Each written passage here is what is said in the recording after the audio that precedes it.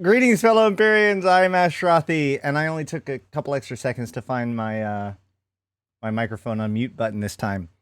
So today we are going to be doing a little bit of a different thing.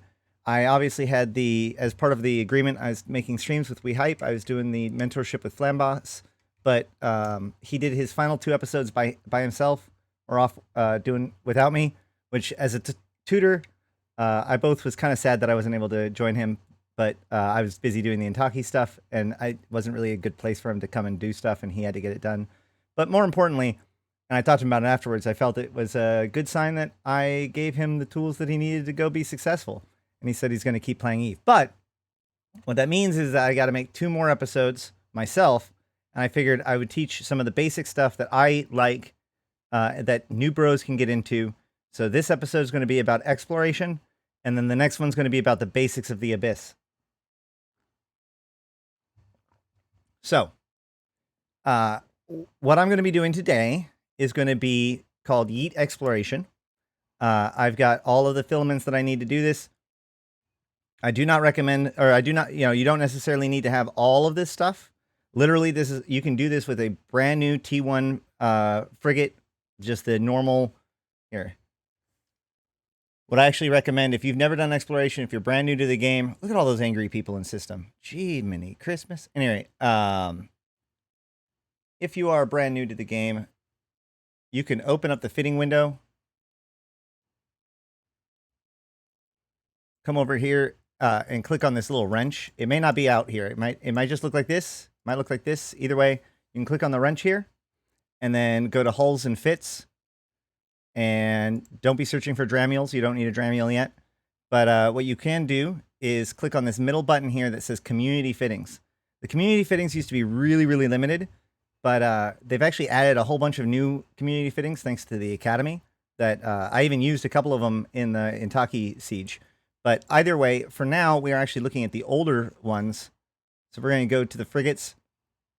Each race has a Tech 1 exploration frigate. You can tell it's the exploration frigate because it has bonuses for scanning and hacking. Or if you go to the ship browser, the ship tree, you can see when you hover over them that it has that little scanning exploration icon. So each race has a Tech 1 frigate, whichever race you want it to be. And each one of them has a couple of fits. Just go for the normal Tech 1 exploration fit. They are dirt cheap in Jita. And then you grab a filament. I'm going to go with some nicer equipment because the whole point of that ship is that, you might live, you might die, who cares? It's an adventure, right? But I want to show the entire process from start to finish, maybe experiment a little bit about it. So I'm going to have a nicer ship, and I'm also going to have a way home. Your first time, you don't even need to bring a way home. You can try to find a way home. That's part of the excitement. But for me, I'm going to have a way home, which costs a little bit more money, isn't necessarily guaranteed, still has some risks involved, but can get you home. So the idea here is the best exploration sites are in nullsec, right? And they also are in wormhole space, but in wormhole space, you don't get local. In nullsec, you can specifically target places with good sites, but like nobody there. So like there's no real risk. And then you can just hack to your heart's content. You don't want to end up somewhere that's like super exciting in nullsec, but the point of the matter is that here I have, we used to rely on wormholes. So you'd have to find a wormhole to nullsec or a chain of wormholes to nullsec and then come find your way home. Now we have filaments to do it all for us. So we're going to do the whole process here. I have 4 Noise 5 Needlejack filaments, which will allow me to not only go out, but if we find that it's boring, we can always go again. We could find more while hacking data sites, but again, this is just insurance. I have a Home 5 Poachfin filament, which means it'll bring me back to 1 of 3 systems. When I get home, I really, really want to be near Vale. But the problem is that a lot of the systems that they're going to be part of are going to be in Caldari space. And I'm in Galente Faction Warfare. So I do have this extraction filament that I could use, but only if I can make it to the Vale system. As a matter of fact, let me actually get this. Let me correct this, because I think Vale I'm going to look up Veil really quick. If I look up, if I go to poshvin.electusmatari.com, posted the link. I'll try to remember to post it in the in the comments.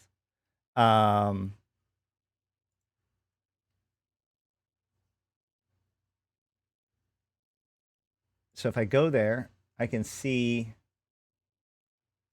the home systems. So I really want to get to Veil if I can. And Veil is a internal system. It's also adjacent to the home system of Archie. So, but I think I'm going to want to go with, actually, no, I want to go with Archie because if our home,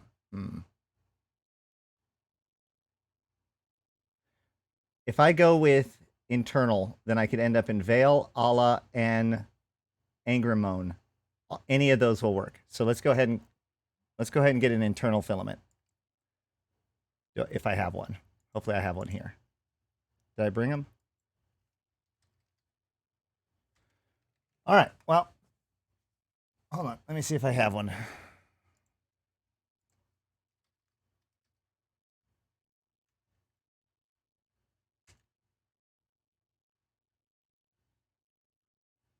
Eh.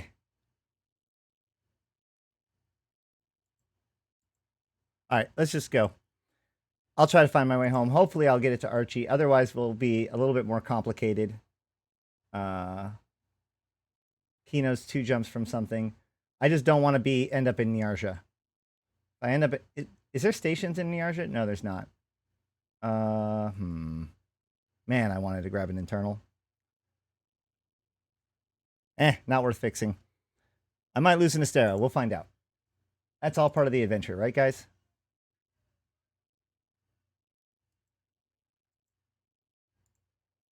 While I'm at it, I'm going to steal my other set of probes. No, I'm not. Let's just go. Enough delaying. Let's go yeet. That's the other thing.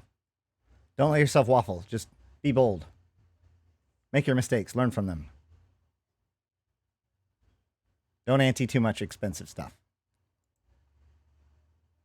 Check to see if you're in a blank clone when you think you're in a blank clone. Blank enough for me.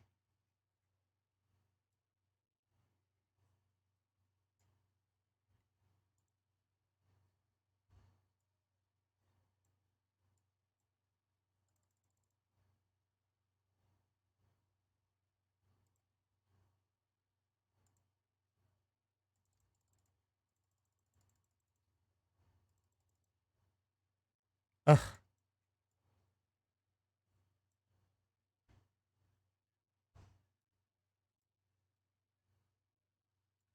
How did I make so much money? I've been playing this game for a long time. Lots of different ways.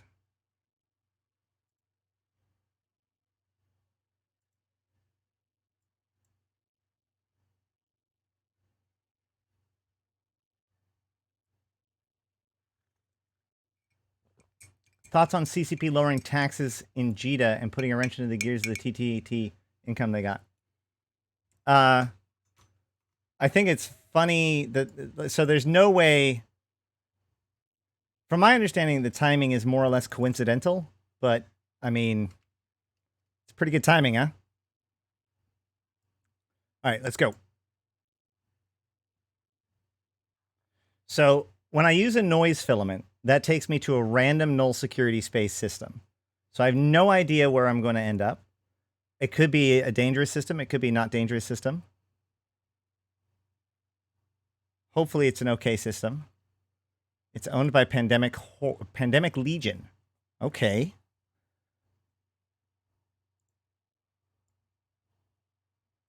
There's a neutral in the system. Malapass. Okay. Let's see.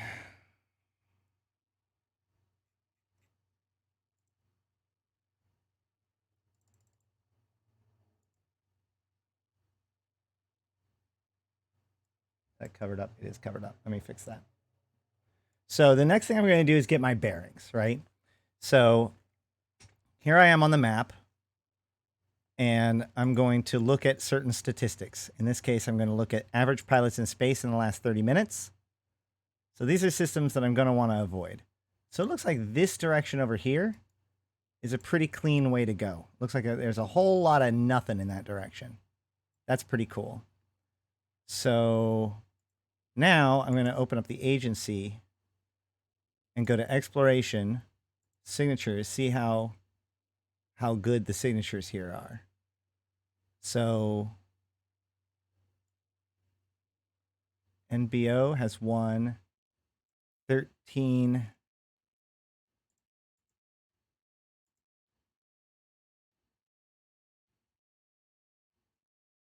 Doesn't look like it has any. RTAC R.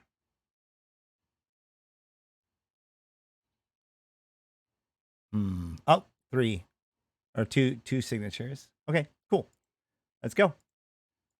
I don't like this one because there's a person here. So let's go ahead and get out of here. So this is probably a regional gate. No, that's not a regional gate. It's just really far away from everything.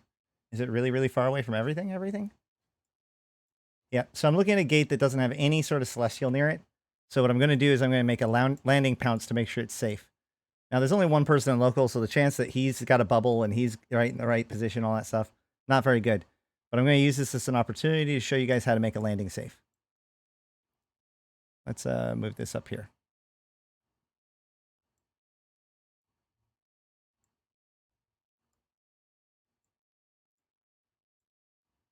So I'm going to warp to here at 100, and I'm going to hit Control B, and I'm going to say landing safe NBO.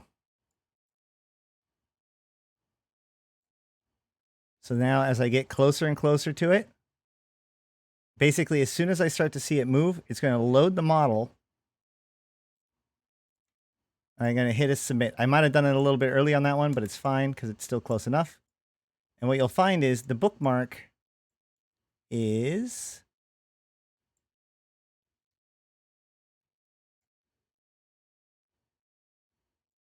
not too far away. So now I can check to see that the gate is clear. I don't get dragged into a bubble, hopefully. And if I had waited like even a half a second longer, then this landing pounce would still be on the gate. I went a little bit early because I know that the Astero like warps really fast, so I overcompensated. But normally you can make the pounce as you're landing. What's up, Salvage Tony?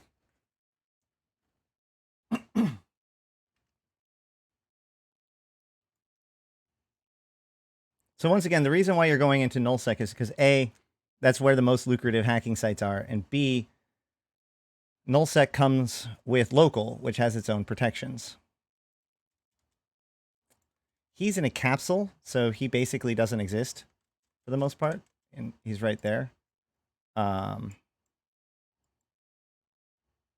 of weird, but what I'm going to just do is go ahead and warp off, launch my probes, and cloak.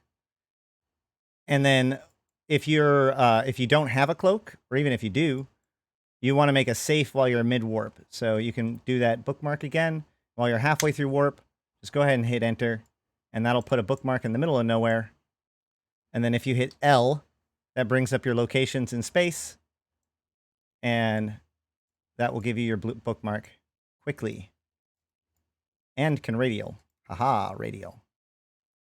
So meanwhile, while I'm getting into that position, I can open up my probe scanner and begin scanning with my probes. There's only one signature here, so it's going to be quick.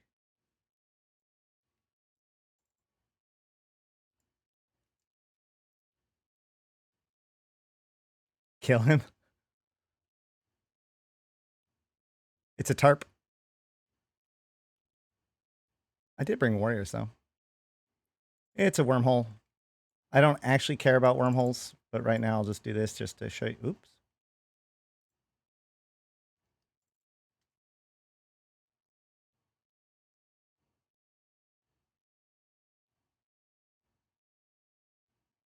I might as well identify this wormhole because it might be useful to me later.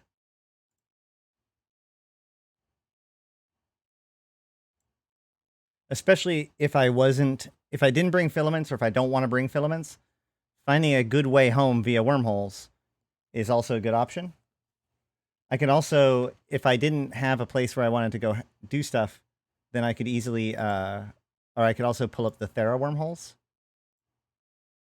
So I can show info on this wormhole to see that it leads to dangerous unknown parts of space, which I read that if you see anything before the unknown, then that basically reads, I got nothing for you, explorer. So this thing is dead to me.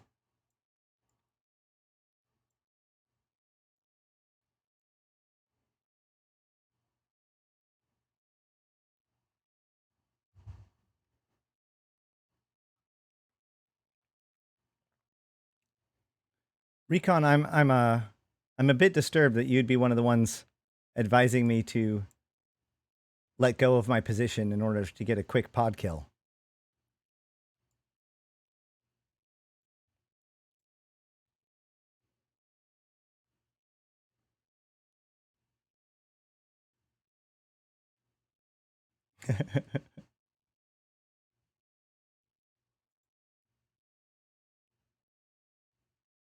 I'm in stealth mode right now. Yeah, see, nothing here.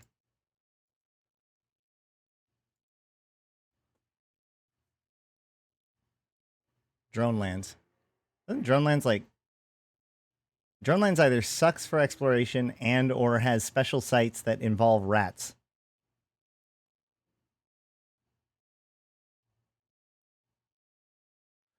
Well, yeah, but what I'm saying is that I'm in my cloaky exploration stealthy thing doing my recon, and you're telling me to go loud. Just saying, of all of the people, I would have seen you as being one of the ones that would have advised not ending up on the kill board while I'm in enemy territory. Fair enough. There's a guy here. Well, we'll still scan it.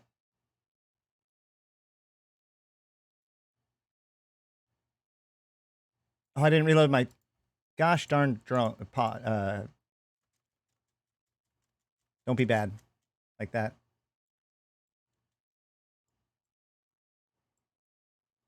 This is why I actually recommend bringing 16 probes, because when you do the 16 probes, then when your 8 is released, the 8 other automatically loads.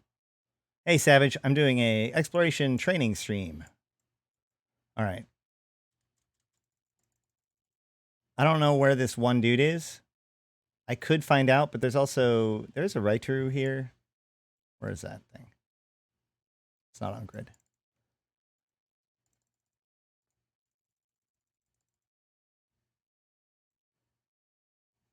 Drop probes.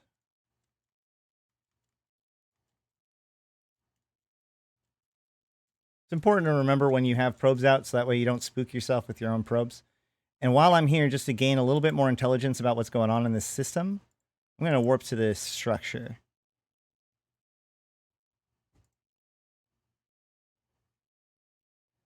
Okay, there's 2 of these signatures at the same time, so I'm going to try to split the difference and get a little bit of information about them both.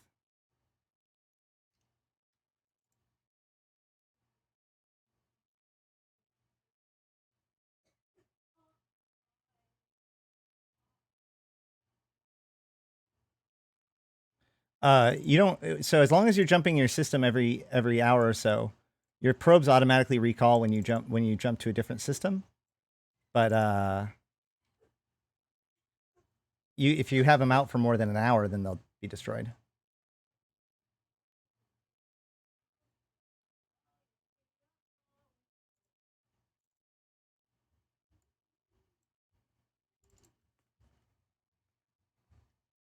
Footage.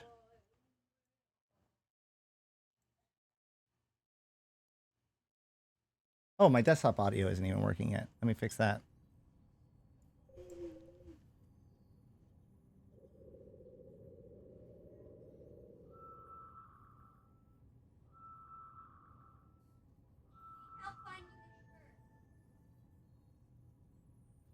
All right, 1 second. my friends, I will be right back. I need to help my son find a shirt.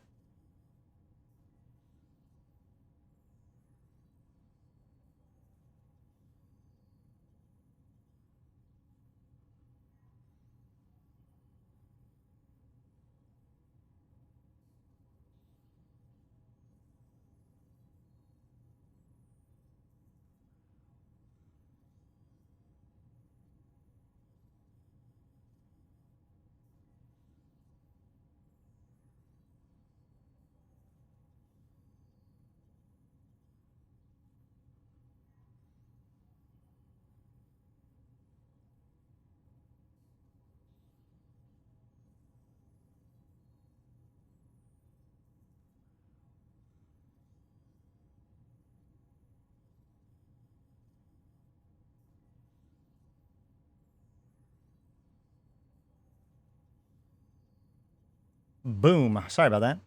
All right, so combat site. Radiance is not anything for me.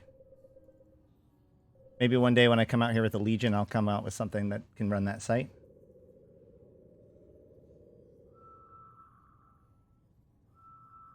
It's true. Probes can disappear on a disconnect, but you can actually reconnect your lost probes when you join the game.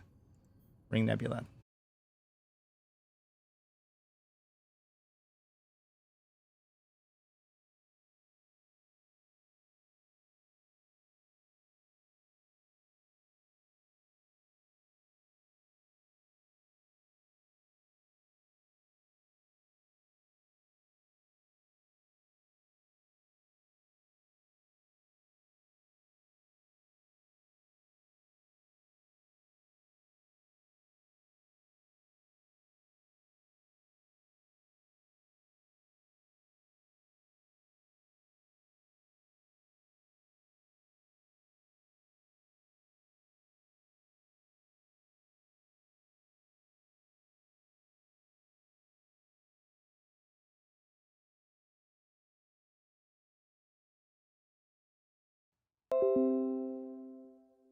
Hey, I'm back. Yeah, I know. Sorry, my stream went back online. Hold on. My entire internet just decided that it didn't want to be, or my computer just decided to not be connected to my router anymore. But we were just trying to show everyone, we were talking about what it looks like when you disconnect in the middle of scanning. So here we are. Anywho, as I was saying right before I got disconnected, you could actually look at the right row and see that there was one person in the right row, which was the one person in local.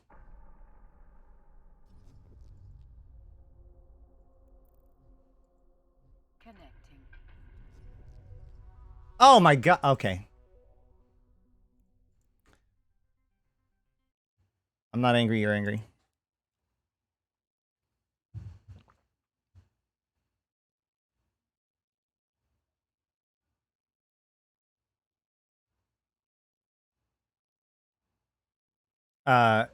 No, dropping probes does not prevent me but prevent you from cloaking. Cloaking, or rather, I should say, probes do not disrupt cloaking. So you can be within 2K of your probes and not break cloak.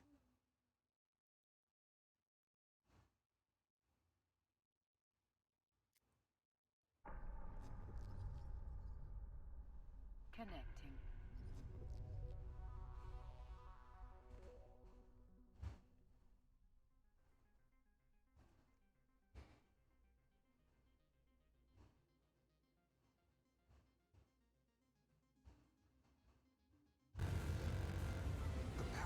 Hey, thank you for joining us down the rabbit hole, which is even line. Quacken Forged. Immortal.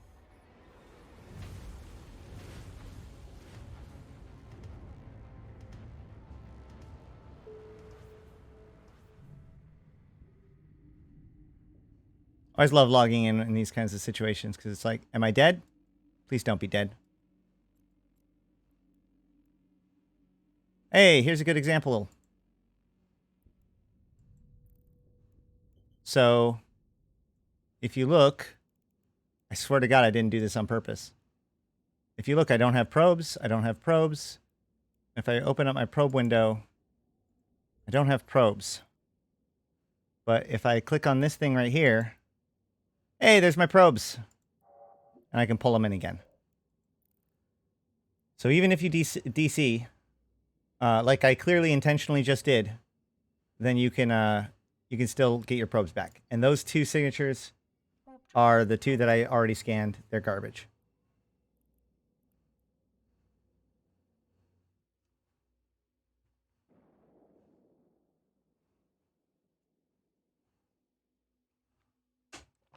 You are correct. So probes in space have 1 hour to survive. If you get back to them within that 1 hour, or, you know, whatever, then if they are in space for more than 1 hour, they will be destroyed. Also, if you attempt to jump through a Stargate when your cargo is full, that will also fail to scoop your drones because your cargo is full. That is the only way that we were able to find to leave behind drones or probes. There might be other methods, but I don't know them off the top of my head. In all other cases, Jesus. Okay. This is a... Okay, military index 3. Warp drive active.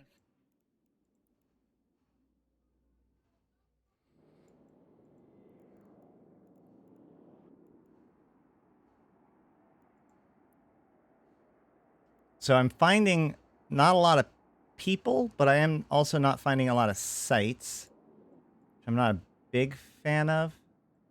We're going to try a couple more places. Looks like we can go through a big long chain over here.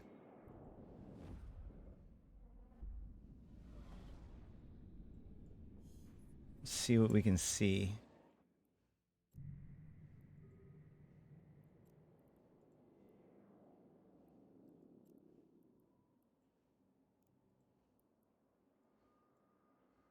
Two signatures here. Let's go ahead and just filter out anomalies for now. Every time I filter something out, I always end up forgetting about it. And then I'm like, oh no, later. But speaking of oh no, later, I forgot to do the probes thing again.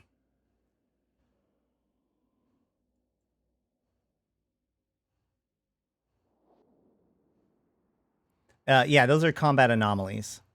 So this system is, yeah, this system is a military index 5 system. So while there's nobody in here right now, this is very clearly a ratting system of some kind. In fact, I wonder what the ESSs around here look like. That's another way to gain intelligence about where you are. You can go to the encounter surveillance system. We can check within 5 jumps. So we're looking for two things. One, we're looking for the index, or like the multiplier. We don't need to worry about any of those. We're looking for the multiplier, and we're looking for the current amount. The multiplier tells us how much that system is ratted in, and the current amount tells us how much it's been being ratted in the last 2 or 3 hours.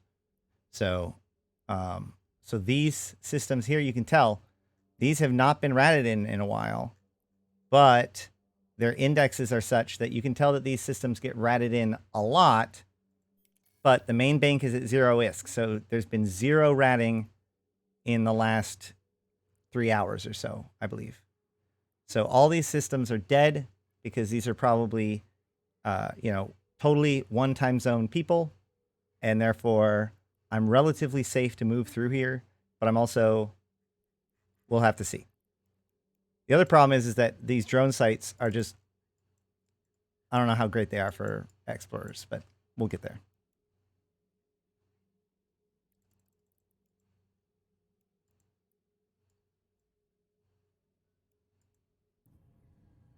I mean, hopefully we'll get there.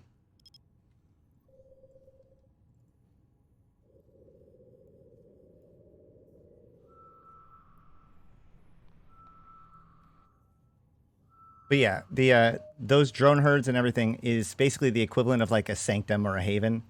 Drones have their own terminology for their sites, unlike the rest of the pirates.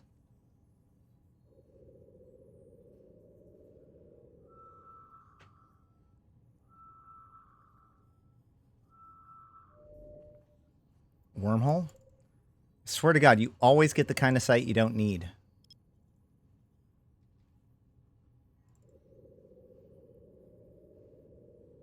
That's why it's a law of numbers game.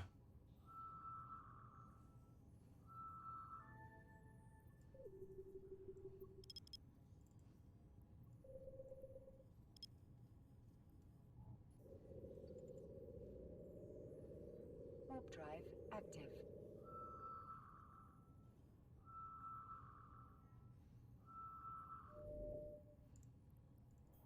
The combat site doesn't really matter, but we'll still scan it down just in case.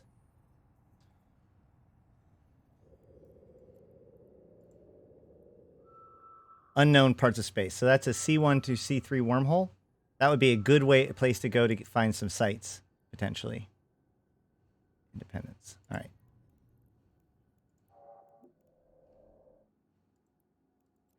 But I kind of want to keep on the path that I'm on. So we're just going to keep on going. Drive active.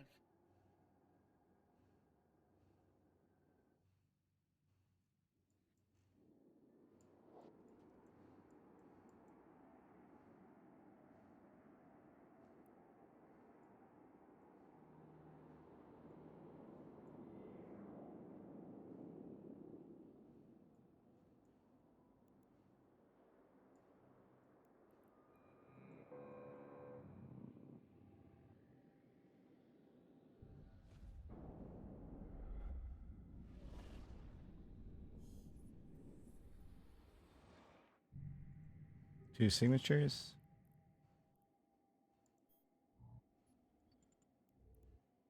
Warp drive active.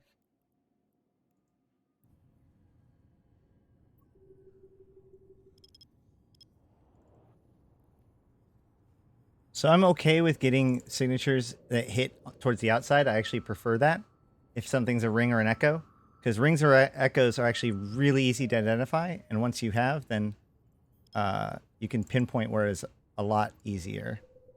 That one wasn't a ring or an echo, but it probably should have been. So I'm going to assume that it's a little bit tighter than it ended up being. What are salvagers good for on an exploration fit? You sometimes run into wrecks.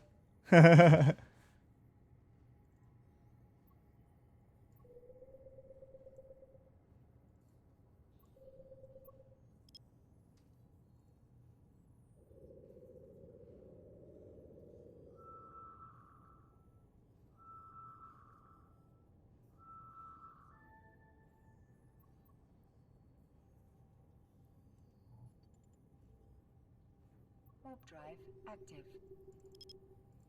I always center it. Center the map to the thing to the item by double clicking on it. You can also double click it on the map. So you center it, and then you double click in map to snap it in one direction. Center it, double click it in the other direction. Center it, put it to the size you want it to be. Scan. Then, when it's finished, you just do it again. Each step. Combat site. Center it. Center it. 2 bumps down. 2 bumps down is possible if you've got good skills. It's a bit greedy, can lead to some problems, but it's fine. Combat site, done. Radiance, cool. Dangerous unknown, wormhole I don't want. Got it. Next site. Next system. Warp drive active.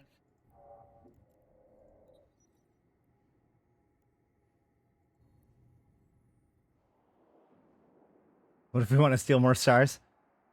We gotta wait to see what they got planned next. Pochfin is still growing.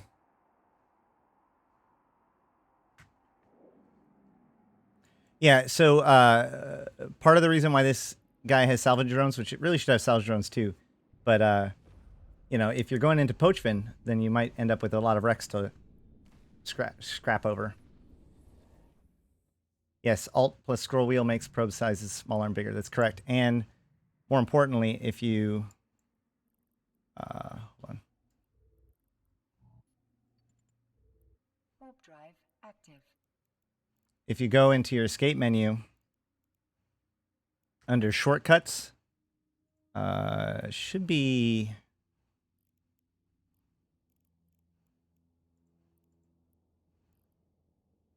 I think it's under combat, right? Hold on. Yep. So you can actually set hotkeys for decrease probe scan range, increase probe scan range, and your scan button, as well as your directional scan button, which a lot of people like to replace directional scan, which is normally V with spacebar. That does two things. One, it makes it easier for you to hit D scan over and over again. But two, spacebar by default puts your chat box is your focus.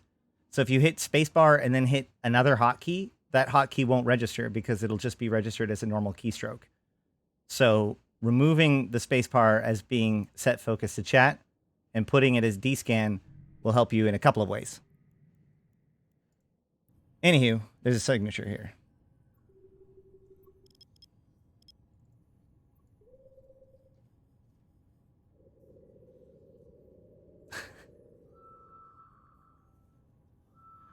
There's actually a really good new there's a new hacking video on the Eve Academy video series that I was amazed because what do you do with the Viki? You can do that as part of your broadcasts if you want to. You could set that as a broadcast hotkey for like capacitor, since you have to find the hotkeys for those. But anyway, what I found most interesting about CCP's new video is that it actually describes the rule of 6 in hacking. Not only because that's kind of an advanced thing, and I was surprised that they did it, but also the rule of 6 was never officially codified by CCP, right? It was just a pattern that we recognized. So in a weird way, CCP has finally given confirmation to the rule of 6 officially for the first time.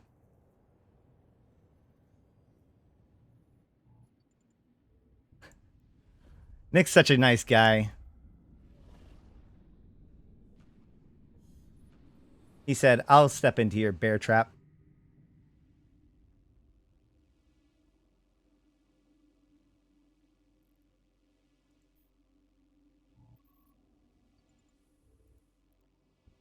Warp drive active.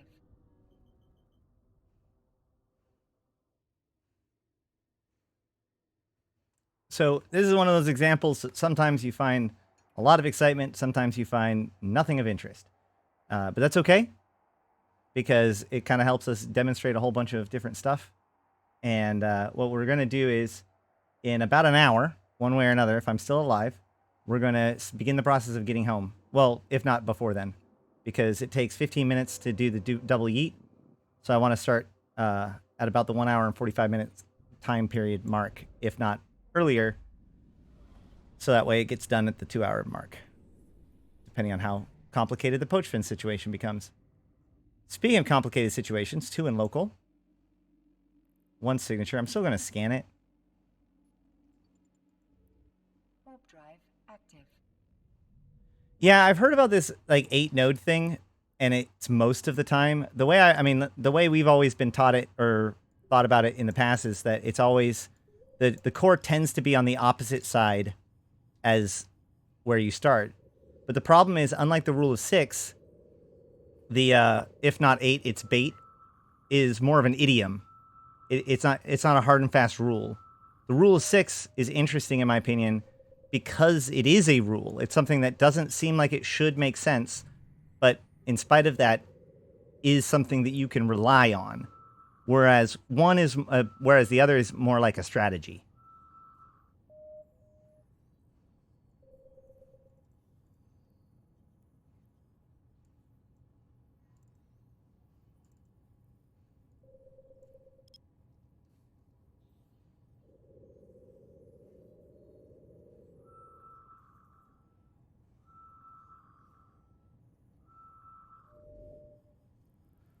Oh my gosh. Warp drive active.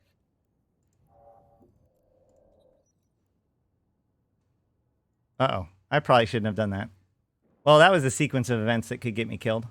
Because my cloaking isn't done yet, the probes aren't done, and I just warped directly to a gate with people in local. Luckily, my cloak came off timer first. And they're also not here. I didn't say I was in trouble, but I exposed myself to the possibility of trouble. Yeah. All right. I'm just going to do that. We'll do that. So we're going to yeet again. Thanks for that. I just needed that confirmation. Well, there's 3 signatures here. Let's scan these 3 signatures down. See what we can find. Drive active.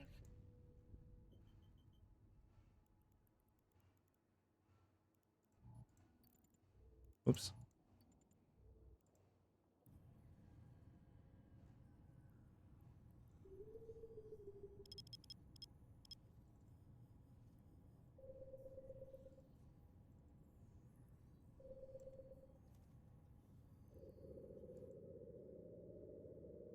Hey, Rough Hades, how's it going?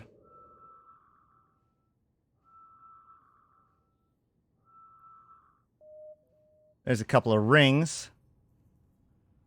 That means that both of these, man, that's awesome. Okay, so here's how rings work. Rings means that not everything. Here's the rings if you can't see them clearly. Here's one ring, here's the other ring. So in both of these cases, the signature is somewhere within that ring. But here's the thing. If you look at this, a fair chunk of the ring, including like this entire half, is all pretty deep within my probes, which means if the signature was somewhere in this area, we wouldn't have a ring. So the only area that has only a few probes crossing that the rings cross into is like this area right here, which tells me that this is where the signatures actually are. So let's go ahead and try that. We're going to put it over here. We're going to shrink it down. I'm being greedy, so this might not work. We might need to bump it up one. But we're going to see if we can catch both of these rings in a single probe. Yep, there we go. Look, there they are. Both of them. Boom. Can I explain that again? If we see him again, I'll explain it again. But basically, the point of the matter is that a ring happens only when only 2 or 3 probes are hitting hitting a site, and therefore the vast majority of the actual space reported in the ring is space that is ineligible to spawn a ring. Because if the signature was truly there, then it would just be a hit, right? So by going to the furthest edge of the ring away from where your probe started at, that is where the ring truly is. And because that area is so narrow, you can actually bring your probes down even tighter because you have a pretty precise area of where it has to be in order to have created that phenomena. See? Boom. Both of those sites.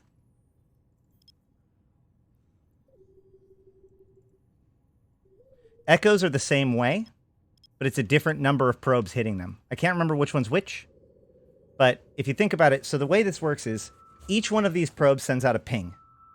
And what they get is the approximate distance to every single thing within their probe distance.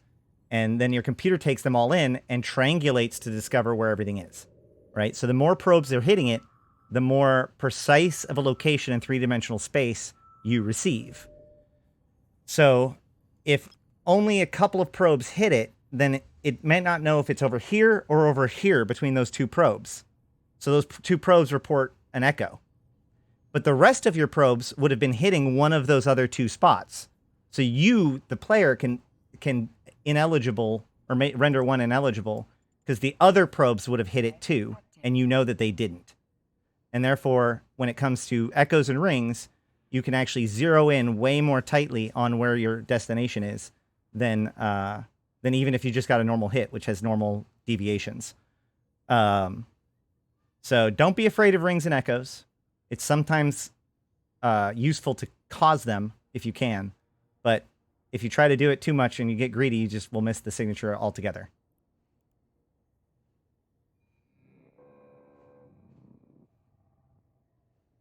An echo is when you see 2 copies of the same signature. So it'll be like 2 dots with a line between them. Hopefully we'll see one. Oh, I said I was gonna yeet after that one. Oh, there's 2 more signatures. I'm going to keep doing this, right? This is going to be a pattern. I can see it already. Warp drive active. Scan or yeet?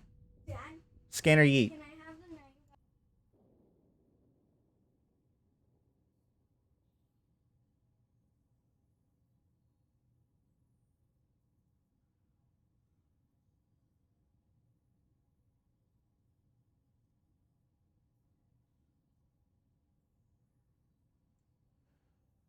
All right.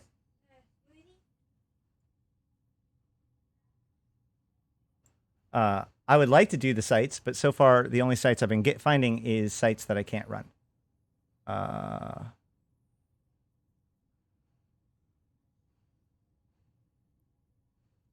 No one's saying if I should yeet or not.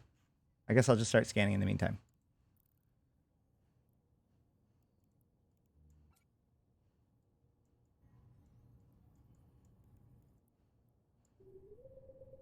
So another thing, all signatures must be within 4 AU of a celestial. I've heard that this isn't necessarily true in wormhole space, but for the most part it is. So I can set my thing to 4 AU, and even though this is a giant sphere, I should still get this signature.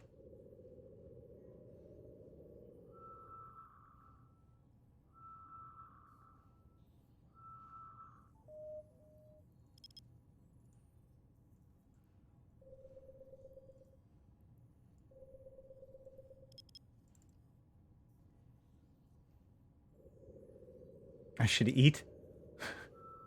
I've eaten already once today. I'll eat again. I do have fruit snacks right over there. No signatures detected. Boo!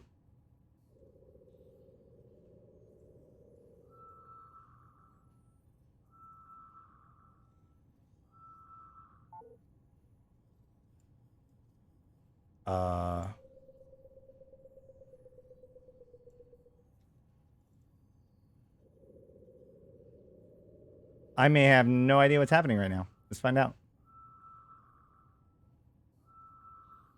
Yep, all this distractions has confused me. So let's go ahead and start over.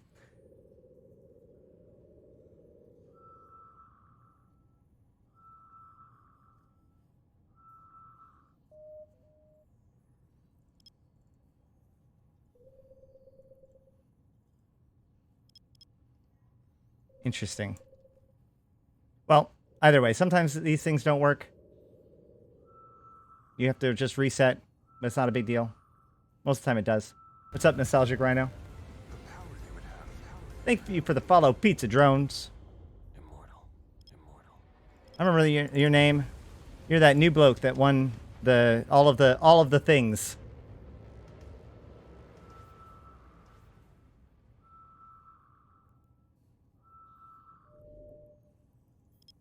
I don't need a combat site. So once again, this one is probably over here. So I'm going to just put it like this. Still learning what half of it is. Well, I can help you out if you need. Oh, yeah. Oh, the big bulb means only one of the probes found the signature. So I could have actually sussed out where it was with that, too. That's a solid point.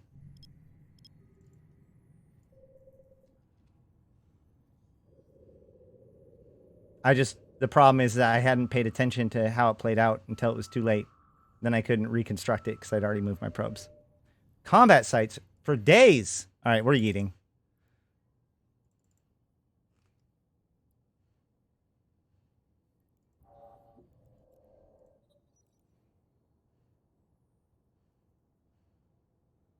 This is why I'm glad that I brought multiple filaments, because I was afraid that I wouldn't be able to get... I was like, oh, I'm sure I'll be able to find more filaments when I get out there. Nah. I'm not in a... Oh, because I crashed. Hold on.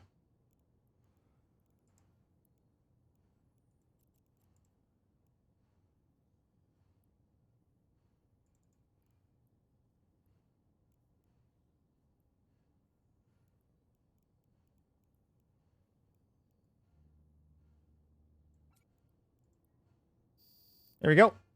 Yeet!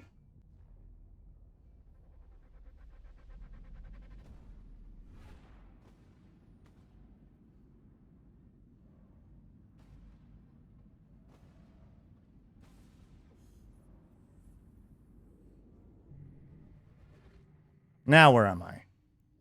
We are in NPC nullsec. Fair enough. There's one signature. No one in local. Let's go ahead and start scanning. And then we'll sort out where we are.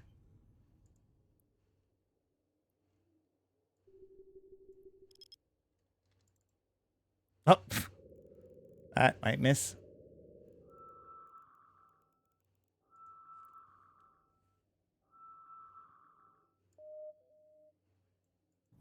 Hey, I got a ring though. That's good. So once again, I got this ring, which means it's down here in the lower edge of that ring.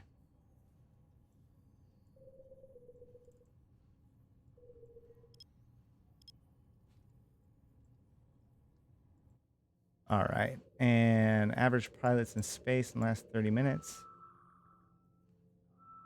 Yeah, that's a pretty good route. Go there. Cool. Oh, hey.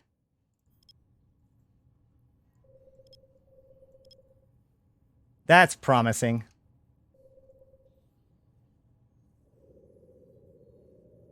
So I keep hearing that I should go rat in nullsec. I love ratting, and I've been trying to get some Mortis Legion BPCs.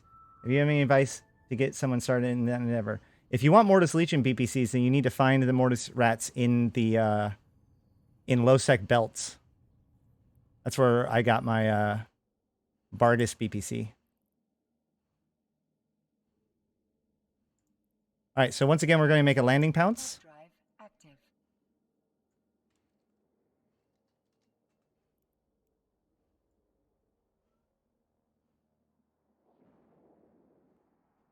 Pay attention to where you're going. There's the site. As soon as the cans appear, you got to click it. Hopefully I clicked it fast enough. I did. Yay. So now I have this landing pounce that's more than 150 kilometers from all of the cans. Perfect. Perfect. Faction warfare is a great way to make money.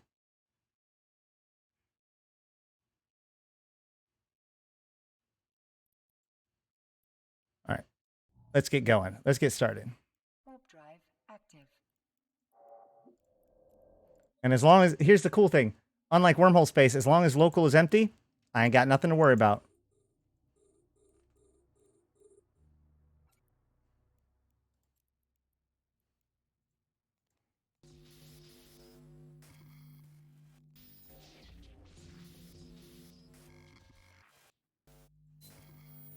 Ugh, my computer's being kind of sluggish right now.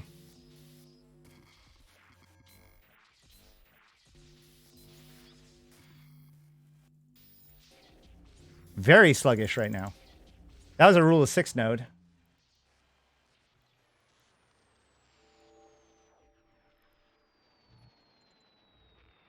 Warp drive active.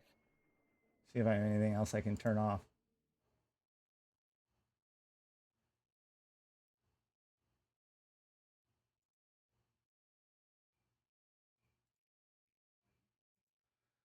So, oof.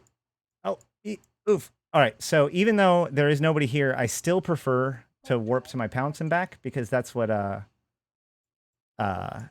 helps me get to between the cans way faster than trying to slow boat between them, even with a micro warp drive.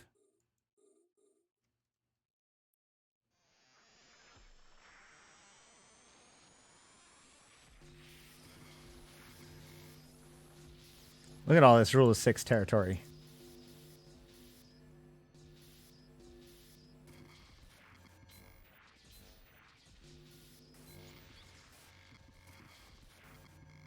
Oh, that was a mistake. Oof. Suppressors. Oh, gosh. I didn't realize I was in Suppressor Town. Hold on.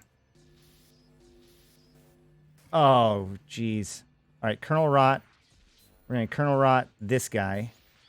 Because I know that I can now get this, which is better. And then...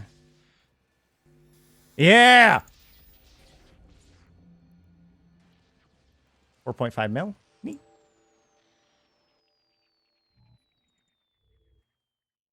Active. How do you make money in faction warfare? You get LP. Why do you make the landing pounds? Yeah, I make the landing pounds so that way I can warp between cans. The reason why is, like, first of all, it makes it so if somebody does come in here, I can go to the pounds real quick and cloak up, so that way I can catch them. Or, you know, even if I'm in wormhole space or whatever, by warping between the cans, not only does it make you faster, but it makes it you less predictable. Less predictable means less catchable.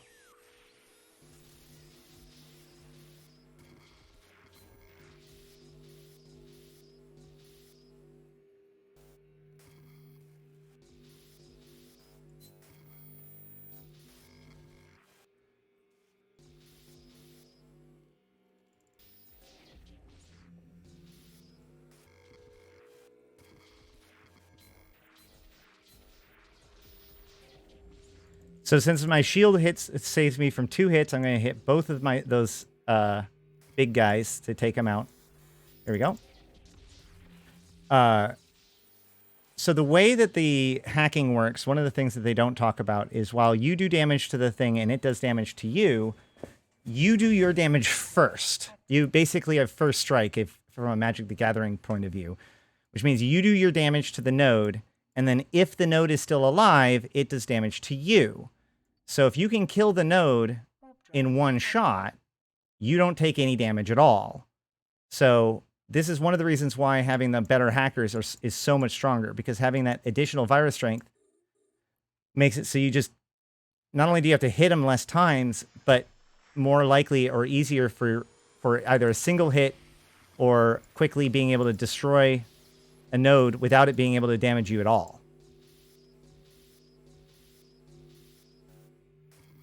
I don't know why I went towards a 4.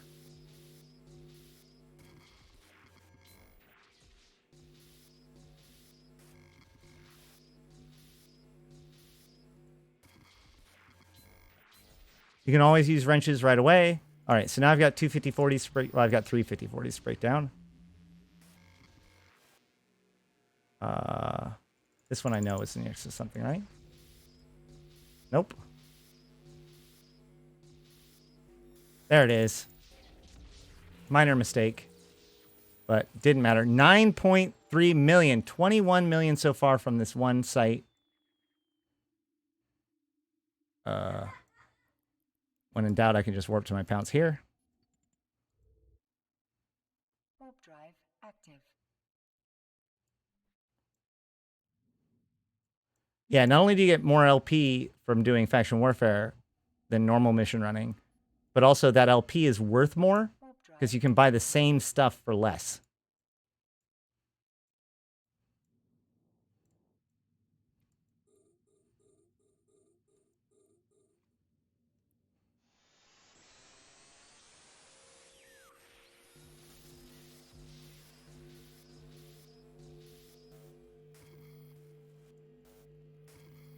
Oh, that's going to hurt. Well, let's just hope that I never have to get through that now 70-40. Although that'll do it. 2, 1. Not anymore. Let's break this one. Yeah! I had a feeling that was it. 2.7 million. Total of 24.6 million from this one site. So far, so good. Much better, much better, much better. So now what? We now head to the next system. Warp drive active. Yeah, a node with 6 connections, and the center node is a safe move forward. Like I said, I was actually really surprised that they included that in the new hacking guide that CCP put out. CCP has officially confirmed the rule of 6 as of today.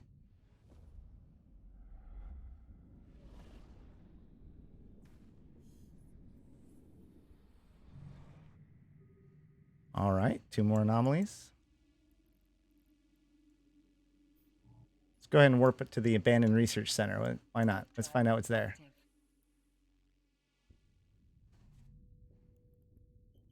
I like checking things out.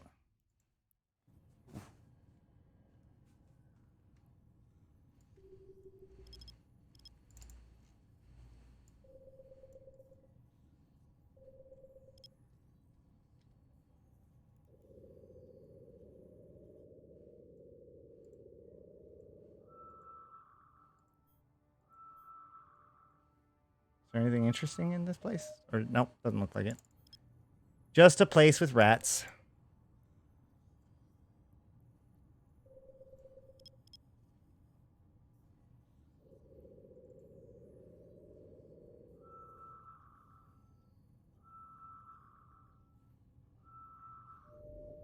Hey, data site.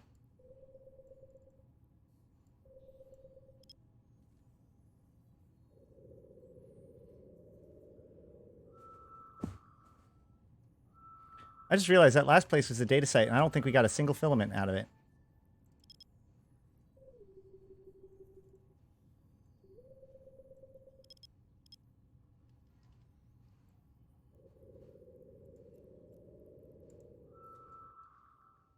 Warp drive active.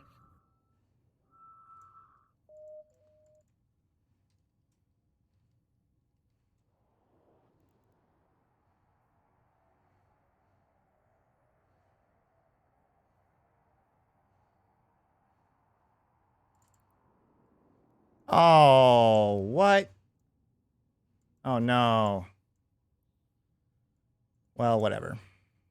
Well, this landing pounce got spawned a little bit too close because it hesitated to... so I'm going to just warp to a planet and then warp to the pounce because I think that the pounce is still close, far enough away from all of the signatures. Just not from where I landed. My computer is struggling with the whole trying to play the game and stream to you guys thing at the moment for some reason. Try to turn some of this down a little bit.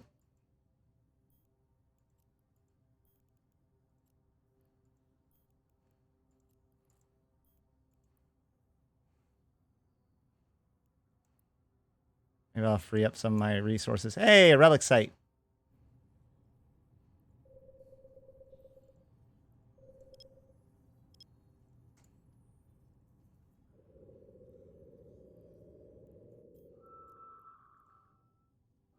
Warp drive. What are my PC specs? I don't remember off the top of my head. It's a Intel G7 with an i7 processor, so it's pretty good.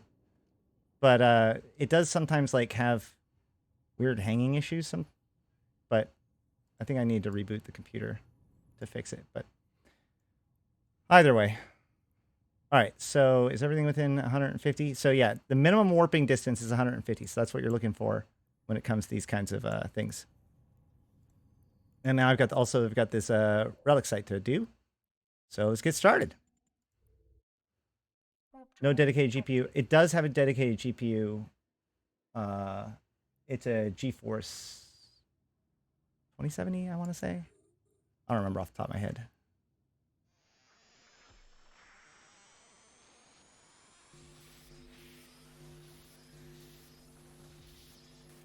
My other computer, which is what I used to stream with, is currently being used by my son.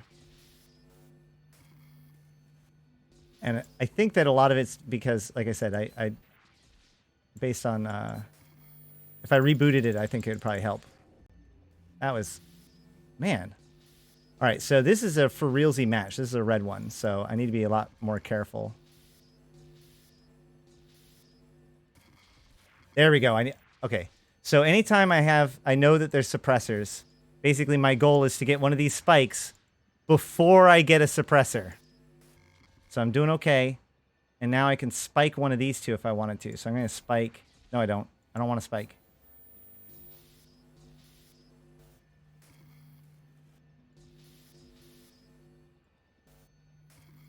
Oh, boo. All right. There we go. Hey, I didn't even need it. 3.3 million. So the way it works is that, like, when for every bad thing, there's a good thing that helps you defeat it.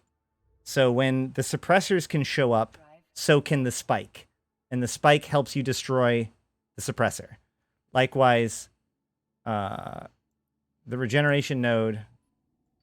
I think the regeneration node has a different... Wait, isn't there a different one? Or maybe the regeneration node's the one that doesn't have one. I don't remember anymore. But I know that if I see I always like to see a spike before I see the suppressor. I'll put it that way. But when I see a spike, I know to save it for the suppressor because they're coming.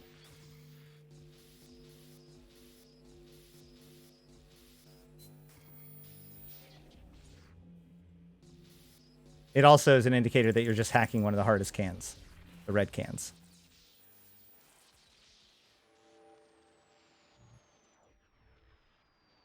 Regen nodes are bad. They are the yellow can problem. Green cans have just the normal two. Yellow cans have the regen nodes. Red cans have suppressors. If you get a regen and a suppressor, it kind of doesn't matter. If you don't have a spike or another problem, like if you don't have some sort of magical solution to the problem, you are dead.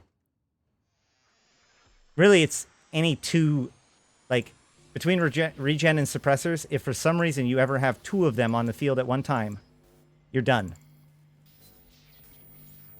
Which is what, oh my gosh, man. This one is so bad. All right, let's go. Ah!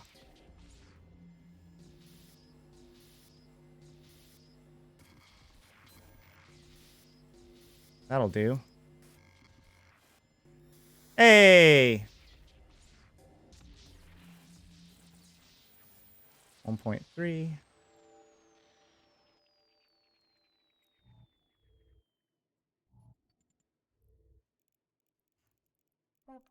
Oh, I did get some yeet filaments. I got a signal and a noise so far.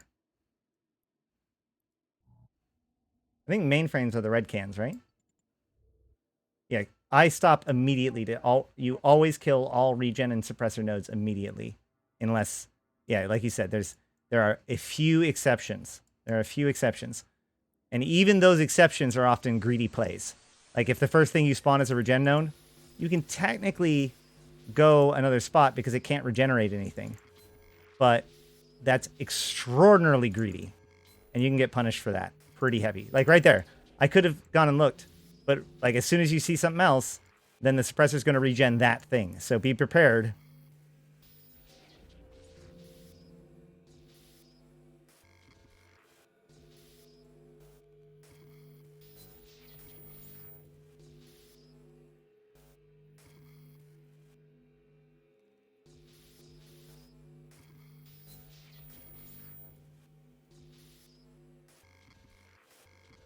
All right, let's just break these down.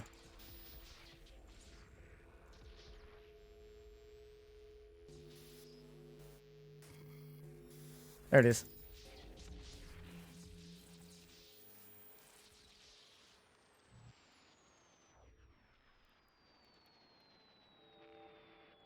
Is that all of them? Nope, there's one more.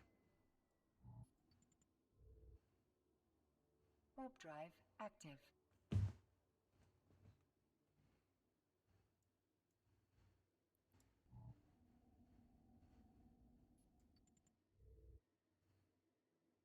Warp drive active.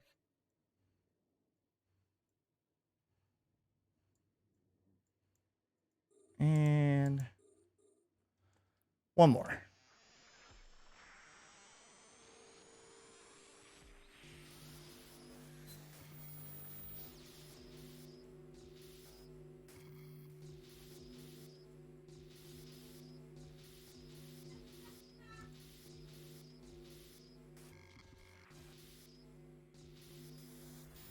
Boom.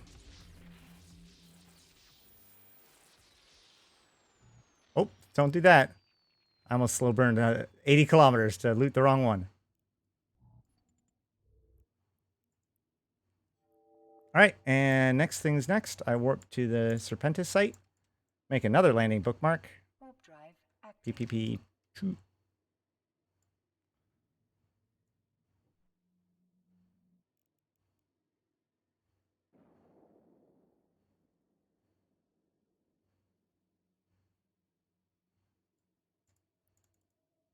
There we go. This time it's within range, or it's good. Warp drive active. I'm in Estero right now, yeah. But again, as I said at the very beginning, this is a technique that could be done with a Tech 1 frigate for 3 million ISK. Warp drive active. So far, we've gotten 35 million ISK.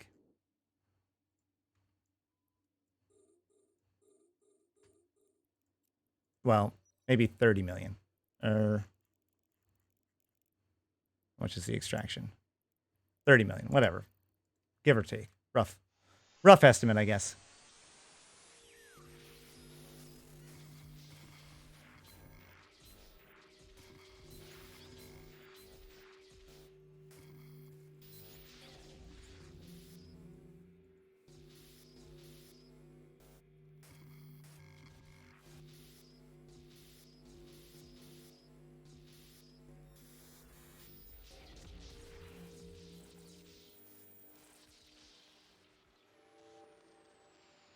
So as we saw, the data site gives different loot than the salvage site.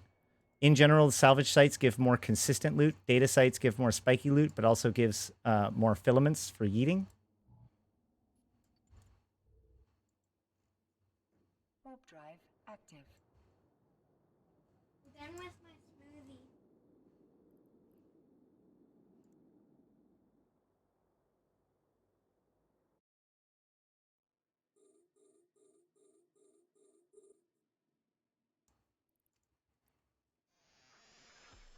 Well, tell me when you're done.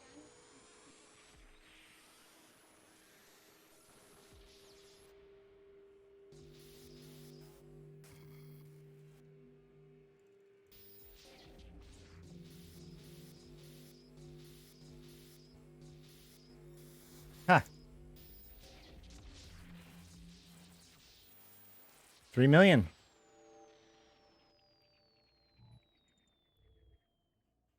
Warp drive active. Ha ha ha.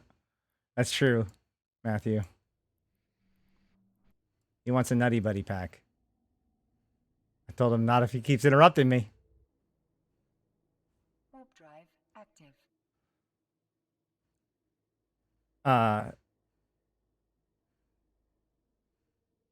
Well, I took a person. There's a streamer named Baconator Sam who you should definitely check out. She just finished the career agents, and I asked her, "What do you like?" She's like, "Well, I'm kind of interested in the exploration stuff," and I got her to yeet out as soon as the tutorial was over, the career agents were over, and I gotta let you know, I don't think that's all she does now. Like, she enjoyed it. It was a big thing. The thing is this. For a lot of new players, telling them, okay, well, go get this ship and go find, a wormhole or, go find the sites or whatever, it's still just too abstract. If you're able to just say, okay, grab this thing or grab this ship, grab this filament, put it in your cargo bay, go to the sun and activate it. Okay, well, now you're in the middle of nullsec. So here's your tools. Here's your dangers, and here's what you can get out of it. Your job is to find your way home. Like, that adventure is so much more clear to people that they may panic at first, but at the very least, they're going to have an exciting time. They'll probably learn a thing or two, and they'll be ready to go out and try it again, knowing that even if it all goes down, they've lost 2 million ISK. It's wonderful. I love Yeet exploration for new players. Dr. Pepper76, thank you for joining us down the rabbit hole of Steve Online. No, actually, so I found her way home because I kind of like chumped out, and when I found her path home, we got her there. But the problem is that she had actually found this really quiet area of Sancha space. So I was talking with her about it the next day, and I pointed out to her, like, if I was a more experienced guy, that would have been like a dream place to be. Like, that's where all the money would have been. I would have probably logged out there and stayed there the next day. She got so mad at me that I made her come home when she could have stayed out, that I'm not sure how often she's come home since.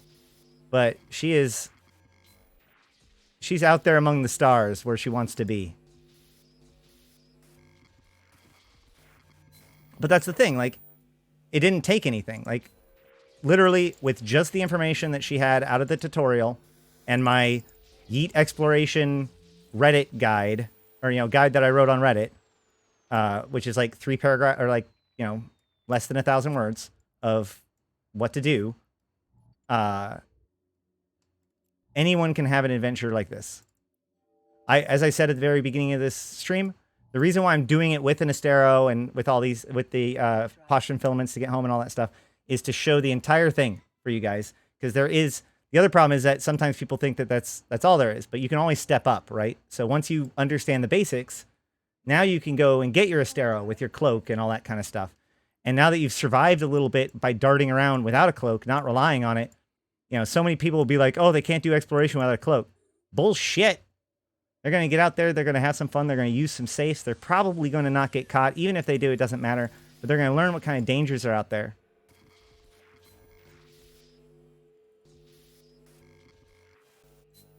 And then, when they get a cloak, then they're like, oh, this is like cheating.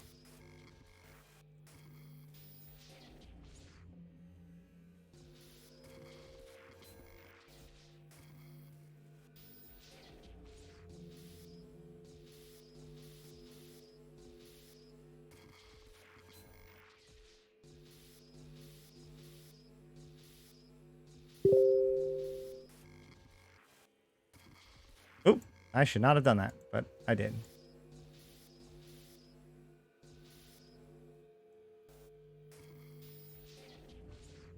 Well, hasn't this been a weird one? There we go. Oh, I keep on trying to open up the last one.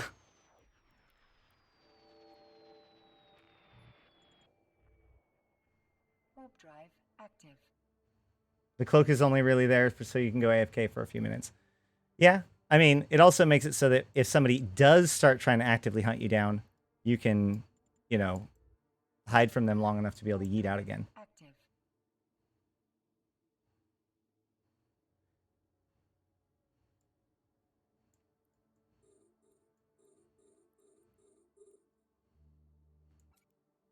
One of the expressions I'm starting to use a lot more in when talking to people about Eve is embrace the challenge. Rather than just trying to undermine the whole thing, like, accept the challenge for what it is. You're going out there with basic equipment.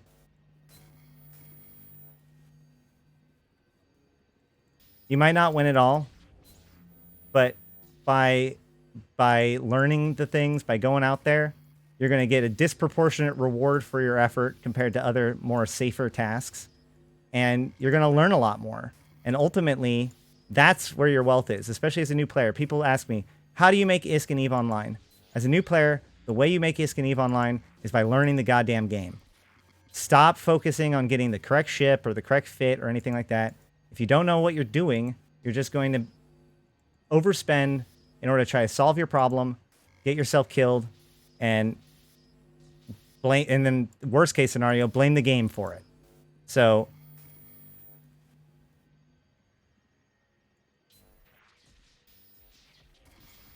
oh, hey, cool. Just focus on learning the game. Do cheap stuff with cheap equipment. And when you lose, or when it dies, learn your lessons. And then once you understand the weaknesses and the risks, then you can truly appreciate the better equipment and be very effective with it. The Abyss is a great example of that. Don't try to rush into a Gila and do tier 3 Abyss. If you can't tell me off the top of your head, honestly, if you can't off the top of your head identify a Tangling Kikimora, a Starving Vedmak, an Aegis Sleeper Rat, the different Charybdis or the different Scylla Tyrannoses, and a few of the other basics like that, then you shouldn't be worrying about T3. You should be worrying about tier 2, right? Like, if you haven't identified if you can't identify almost every single rat by just its name and identify what kind of threat it represents in the Abyss, then you don't need a 400 million ISK Gila. You need a cheap ship that'll allow you to run in the tier 2. Or even if you do go with a Gila, you need a starter Gila and run it in tier 2 or tier 3 to learn the basics. tier 3 is the bread and butter. You should be in tier 3 for like 20 to 100 runs. Spend time, learn the game. Don't think that you can just buy some expensive Gila and fly it in the expensive stuff in order to get more money. Mitigate losses by using cheap equipment, learn your lessons, then get the nice stuff and get powerful. But in the end, a year from now, it isn't going to matter how much ISK you made today. It's going to matter what you learned about the mechanics of the game.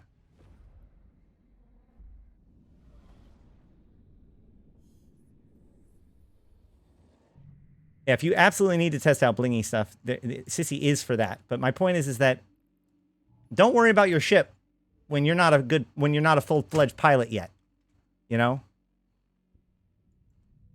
And again, if the Abyss kicks your ass, try to understand why and try to learn why. And don't get upset if you die. Realize that is part of the whole thing. It means that you did something wrong, either in your choice of fit or your choice of piloting. Because every single scenario in the Abyss can be won given the correct, tools and actions. Warp drive active.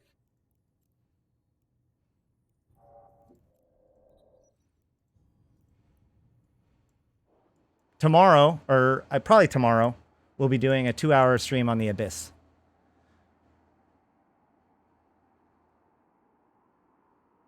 Yeah, the Abyssals on Sissy are identical, and if you want to experiment with specific rooms, you can actually use the move me command to pull you out of the Abyss, so that way you can jump back in again. So a lot of people that want to like test builds out in specific configurations, they can just jump in, see if the room that they want, and then move me out, and then try again to until they get exactly the room configuration that they're looking for.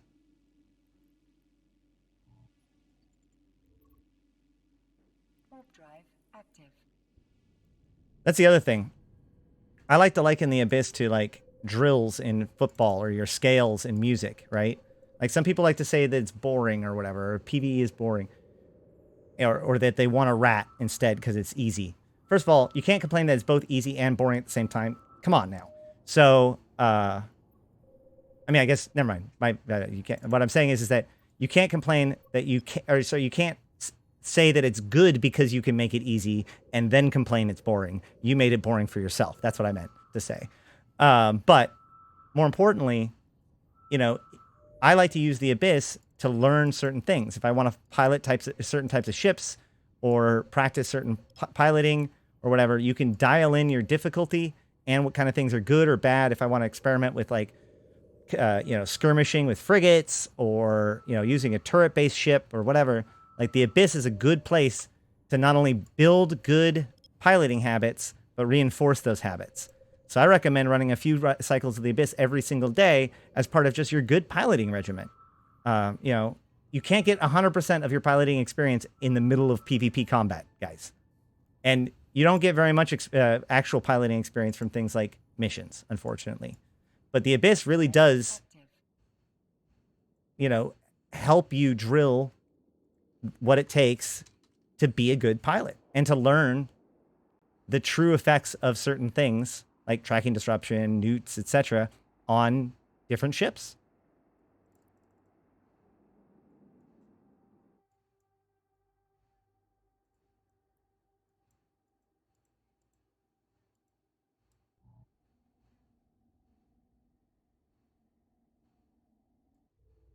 Ah, whatever. I'm just going to go like this.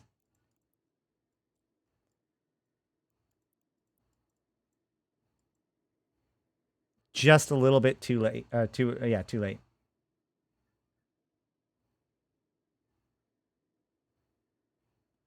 Now, what's hilarious is people that are too scared, or they're nervous. There's this weird pattern that I run into, where a person is nervous to go into the Abyss, dips their toe into like a tier 0, and then like when they don't immediately explode, declare it too easy, especially after the second run, and then then they step into tier 1, get stomped, get upset, and then or like have difficulty processing that or whatever, and then end up either taking a while to get back into it or that being like basically where they're done for the day. And like I really want to figure out how to like stop that pattern because I see it a lot. And I try to like help out with expectation management. But like it's so weird to watch somebody like go from being nervous about something to overconfidence that quickly. But again, it's not any individual. Like almost everybody does it. It's weird.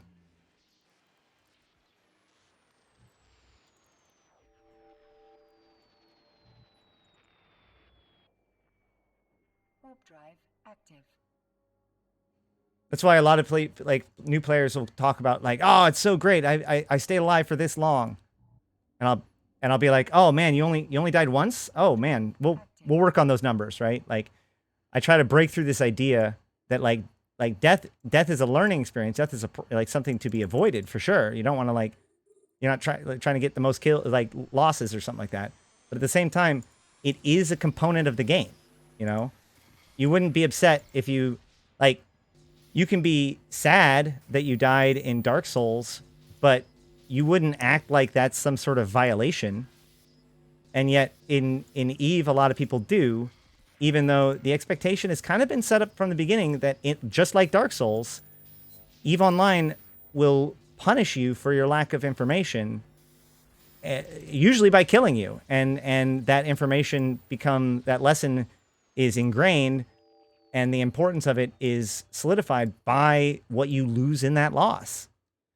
Not just that, but like, I mean, in a lot of ways, Eve is the Dark Souls of MMOs in a lot of other ways too, including the way that the story is told, and a lot of other things too. But like, my point is that rather than being upset that the game is doing a certain thing, accept the game for what it is. You're going to die. Just make sure you learn from it.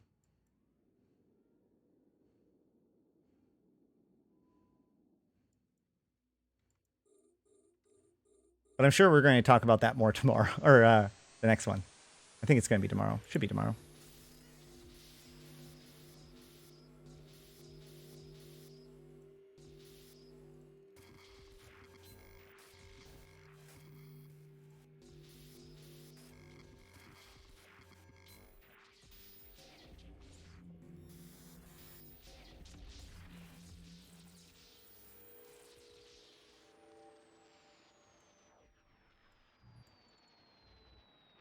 Warp drive active. Yeah, Eve used to force you to kill yourself in order to become a clone pilot. As it stands, there are 2 advanced military missions that do cause you to kill your ship. But even them, they're, in my opinion, way too telegraphed to teach that message. Workforce Elite, thank you for joining us down the rabbit hole with Eve Online. I really got to look into why that stutter at the beginning happens every time.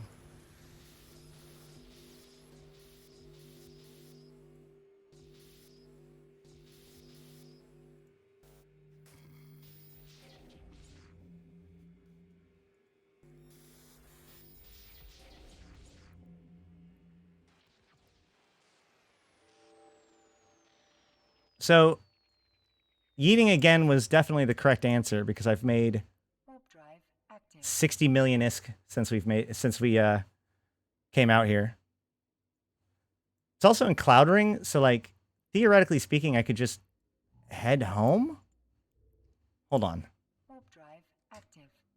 Let's see what the route to Fleet looks like. I mean, that is quite a bit of nullsec between me and there. Hold on. Shorter? Uh-oh. There's the doorbell. My son's going to ask to play outside. This will be fun. Hopefully he'll ask. Not just run out there like he did yesterday. We're working on the process of... I'm not saying you can't do what you want to do. What I'm saying is that you got to do it the right way.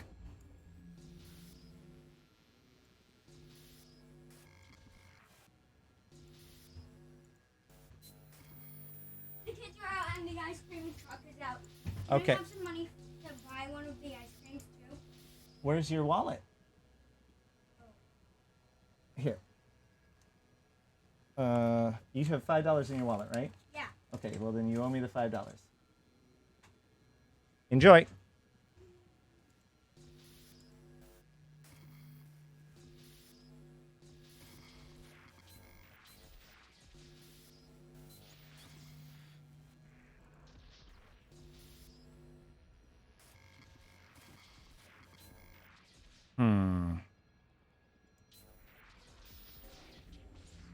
Nope. I guess we'll go right here. There it is.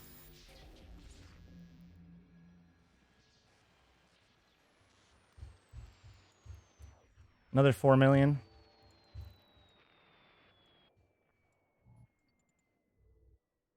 Warp drive active.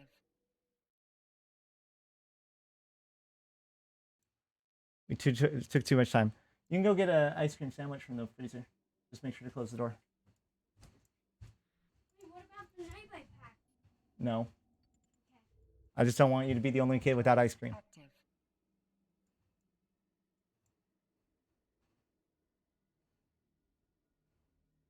Active. Time to cloak up when hostiles aren't great at home. This is why streaming is inconsistent, guys. I gotta work with the FC, as it was said. I really do appreciate everybody working with me on that too, and all the support that everybody gives me through, subs and Patreon and all that stuff. It allows me to both support you guys and support my son in ways that, by all rights, I probably shouldn't be able to, but am incredibly thankful that I get to.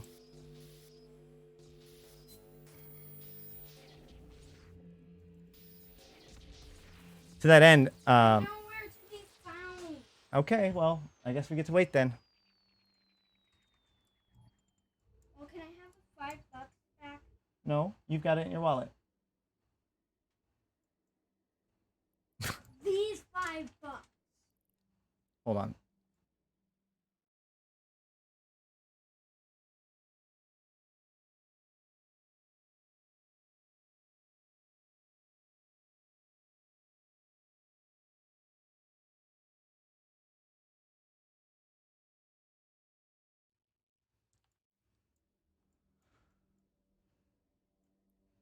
And that is why this is only going to be a 2-hour stream today, probably, guys. But speaking of which, after this site, we're going to start the process of trying to get home. Oh, this is the end of the site. Check it out. Oh, shoot. I didn't loot it. It's also 800,000, so eh. All right, so let's talk about getting home. I have a set of filaments to help me get home. You do not need to bring these. You can always find your own wormhole back or whatnot, but this is another method that you can. It costs an additional about 4 to 5 million ISK to do. You need either a home, an internal, or a border filament. I just Can't find my happen to wallet. choose. Hold on one second.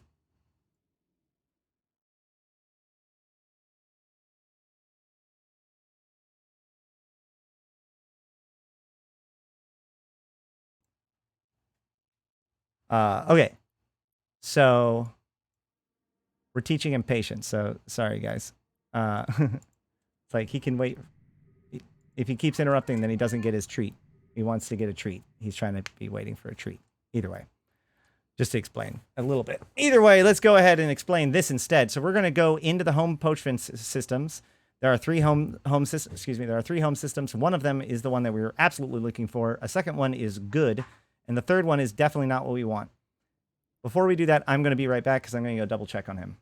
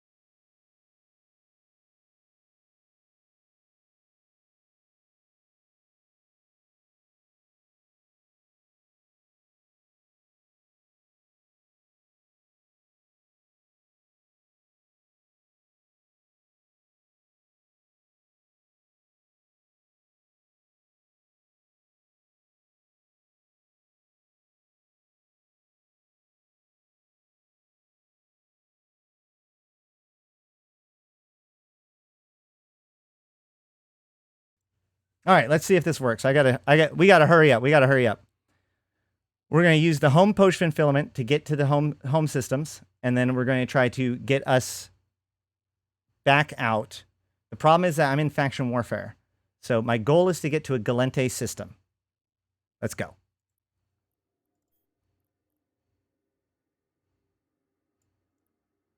Once I jump, I now have this flag for 15 minutes. So I can't actually use this proximity filament for the next 15 minutes anyways. And if anybody shoots me at all, then that timer restarts.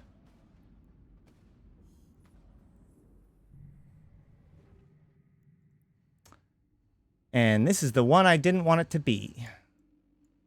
All right.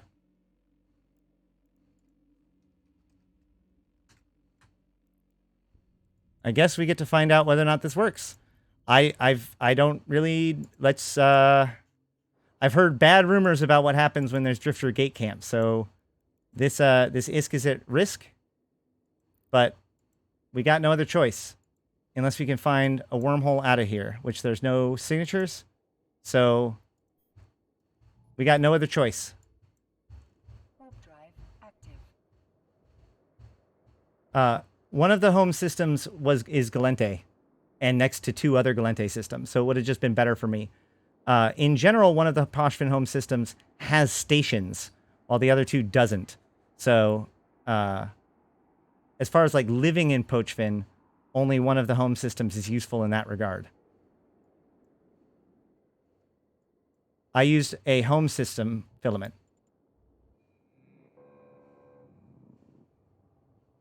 Okay, so there is the possibility of a Drifter Gate Camp on the other side. They just knocked on. Okay, you can go play outside. Go play. Go play. If you're with them, go play.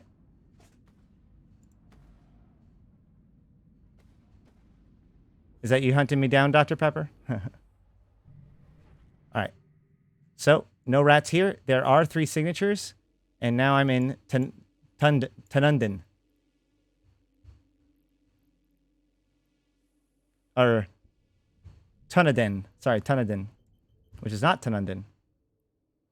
Tanundin's next door. Warp drive active.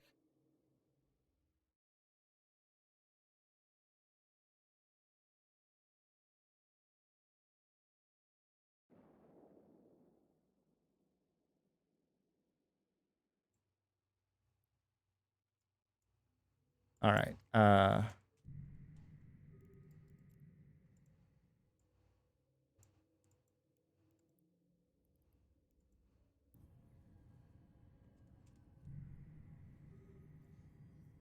Oh, boy. This is why it's good to be cloaked. All right, so Tanundin.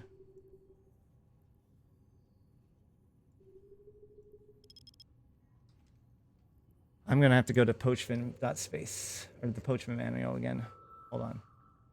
Tanundin is Caldari. Yeah. I'm just going to have to keep on going. Warp drive active.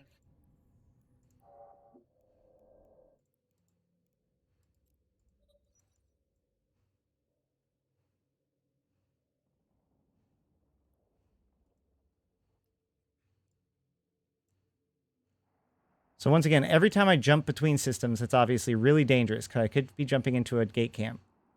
But I've got no choice, and it's somewhat exciting. I do have an extraction filament, but I kind of want to do it once I make it to Vale.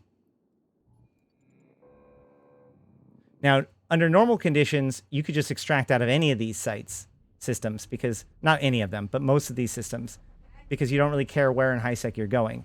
I do care where I'm going, because a fair chunk of HiSec isn't friendly to me.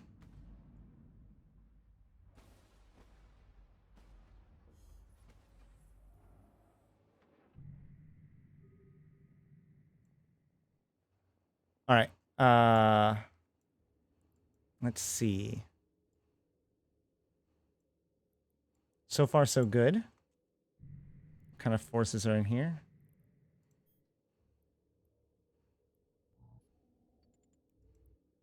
Warp drive active. What part of HiSec isn't friendly? I'm in faction warfare, so I'm not allowed to go into Caldari or Amarian HiSec. Yes, ideally you wouldn't do this on a faction warfare character. I did this for demonstration purposes. See, embrace the challenge. I could have just simply dropped Corp, but this was significantly more fun and allowed me to have to travel around Pochfin to see or show whether or not that's feasible. Now, I could actually dock in these stations and purchase one of those Divana filaments if I really felt like it. But we're going to keep going. We're going to keep going because I want to see if A, I'm going to find one of those drifter traps, and B, if I can cloak to get past it.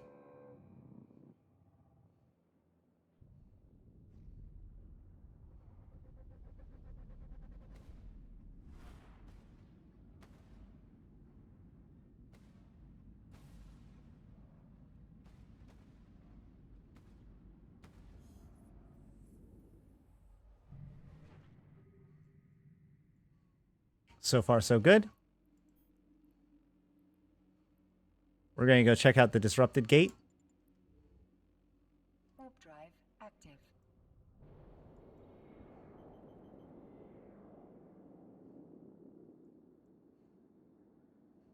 No big stories of reserve heists yet. The sites are actually still kind of obtuse. There's a few people that have succeeded at them, but not a lot.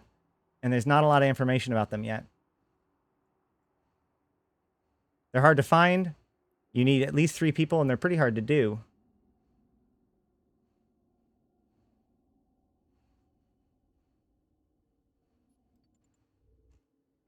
Warp drive active.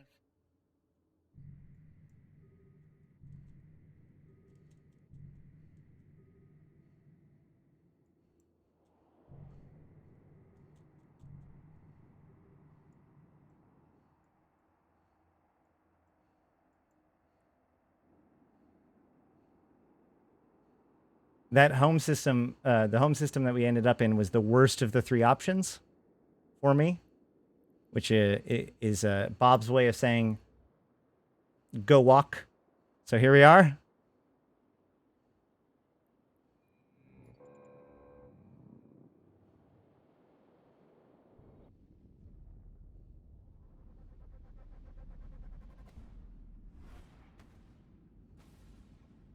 One of the cool things about Pochfin is that each one of these systems are dramatically different in location to each other, potentially.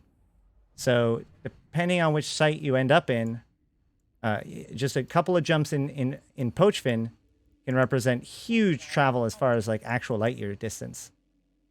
So this is kind of a super highway for people who know how to use them.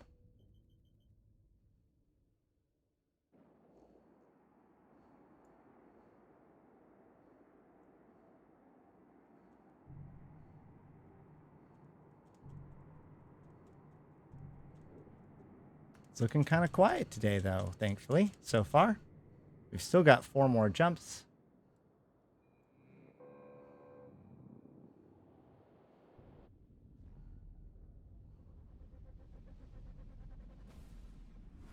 And 6 minutes before I can use an extraction filament anyways.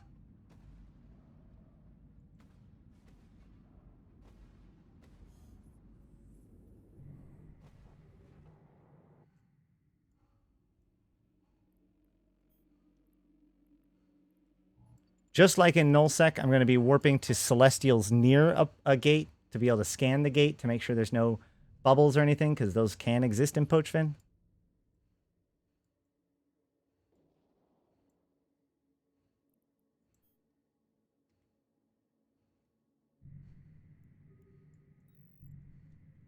In this case, it looks clear.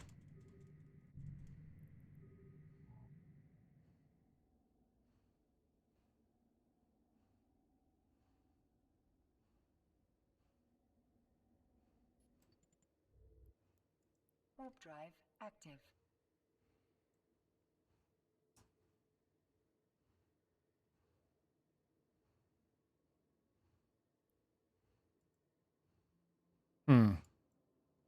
Why didn't my D-scan catch that?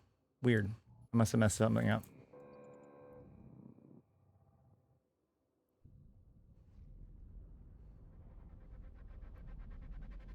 don't think exclamation point commands does anything.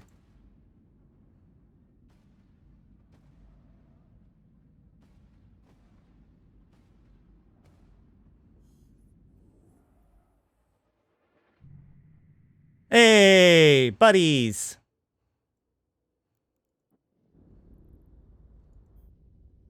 All right. Warp drive active.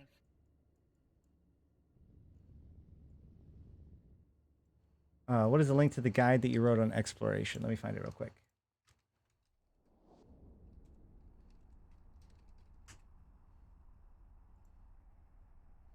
It's called How to Have an Adventure in Eve for Under 5 Million ISK. It's actually just... Hey, Styler. Look at all those 07s. Follow all those people. They're all good guys. And Styler, of course. He's a good guy, too. And a streamer now. Warp drive. So yeah. Somebody just the other day, because I wrote that over a year ago, somebody like a few weeks ago wrote on Reddit and referenced this post as being like one of the things that inspired him to like have fun and stuff. And so I realized that like this thing that I made just kind of in frustration because people were complaining about stuff was ending up being super useful to people. So I'm very happy about that. You never know. You never know what you do that's going to end up being meaningful.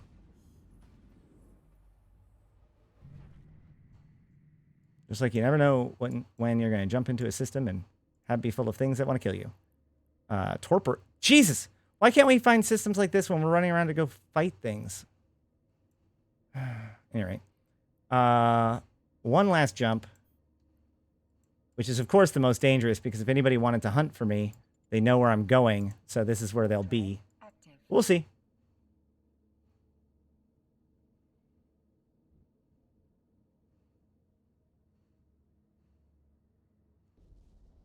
Hey, Olivia Man. Well, if you'd like to learn more, you can always join Malro. We are the Convocation of Empyreans. We're here to maximize player engagement with EVE Online.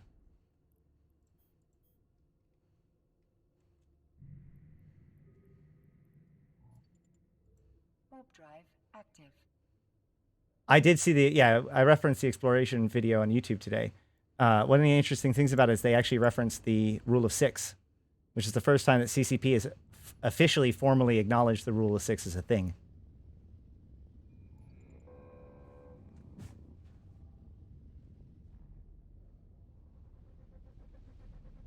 Rough Hades is too kind. He's also a good person to check out. Same with Styler. Good guys to watch for to learn the game.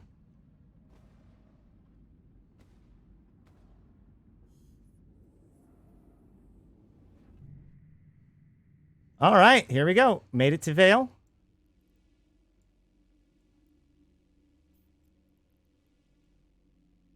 Warp drive active. So let's warp off. I will be back in just like 2 minutes while I check on my son, and then we will eat out and be done. I'll be right back.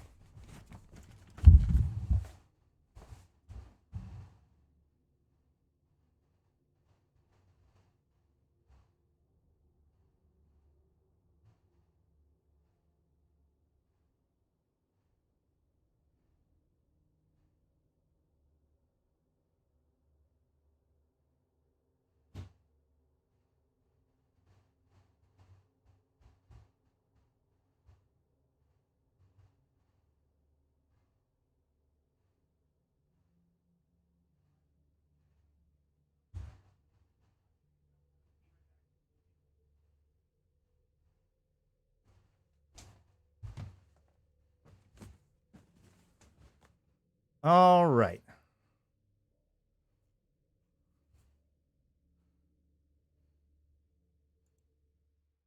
No, I did not do the rule of 6. It was Eve Scout that first discovered that.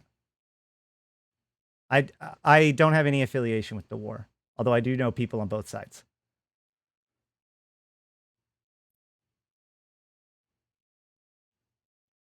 I'm involved in the faction war. Or as I call it, the real war. I'm teasing. 12 seconds. There might be a chance that this goes wrong, but it should be fine.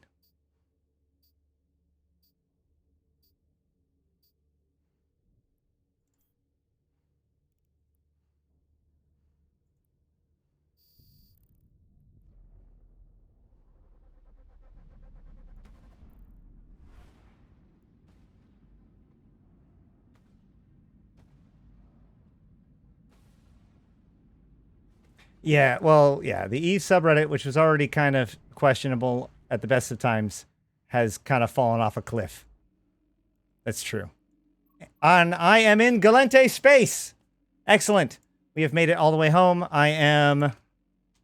Hold on, how far away from my home am I? I am 8 jumps from my home. Made it all the way back. Oh, technically... Oh, yeah, that's if I go faster. So, we are good to go.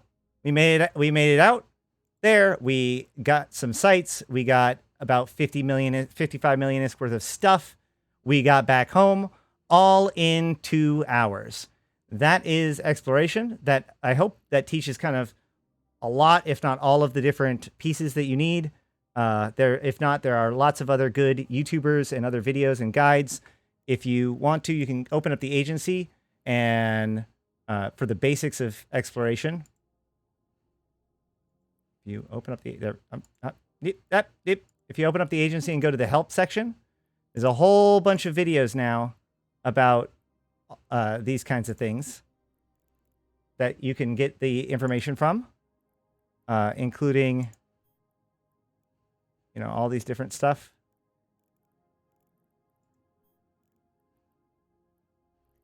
And also, you can check out various YouTubers, including Nth Dimensional, for more information and watch their streams and any of the explorers on stream. The cool thing about exploration is it's kind of all about the little tricks and tips that you know. So I hope that helps you guys. Is there any questions? Yeah, I did actually mention this before, but just real quick, if you want to give this a try, literally a brand new alpha. If you use a buddy code, you get the 1,000,000 free SP, which is helpful, but completely unnecessary in this case. You can just open up the community fittings, go to the Frigates section. The center button here in the fittings area is the community fittings button, and then go to either the Magnate, the Imicus, the Heron, or the which race am I missing? Probe. And inside there should be an Academy one and a Tech one. Basic. These fits are both really good. This plus those Yeet filaments will get you out there for an adventure all on your own and go out there and have some fun. And if you were even just as successful as I was, which I could have done it without a cloak just as easily from the looks of things, you would have made like 12 to plus times your ship worth in ISK and fund yourself for T1 frigates until you are ready to fit on a cloaking device and go do even more exploration. This is one of the best ways for new players to gain experience and get money in EVE Online. And probing does have uses in later on when it comes to combat probing and whatnot. But generally, probing and exploration is just a really good chill income for people. And this is a good way to do it. So if there's no other questions, I think that just about wraps it up. Well, happy exploring out there, guys. There is plenty of other guys. You want to make sure you go to sites that are not as dangerous. But again, if you're doing it with these cheap ships, you might as well find out what's out there on your own. Because if you blow up, then it's just going to be hilarious. Let's find somebody to raid and call this a day.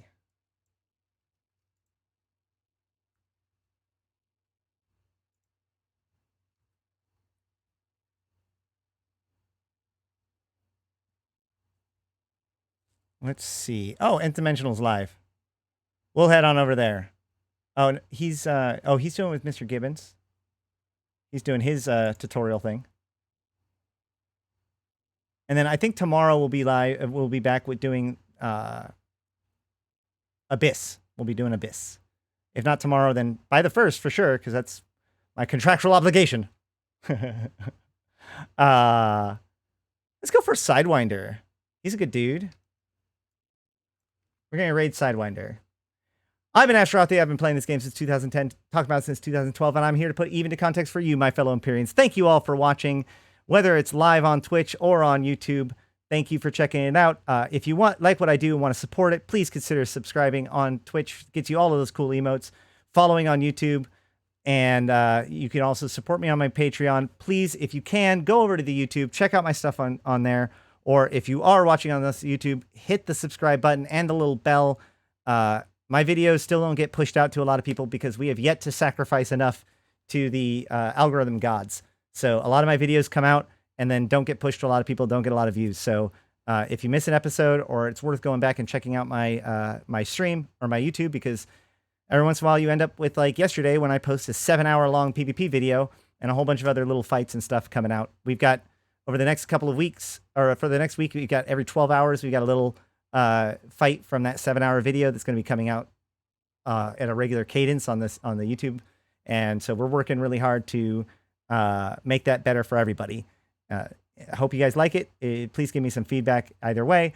But all of this is partially possible, mostly possible, because Rough Hades has decided to team up with me, and we are trying to make this stuff into a better place for everyone together. So thank you all for him. Thank you to everybody who's given the support. And until next time, I've been Ashrothi, and I'll see you in space.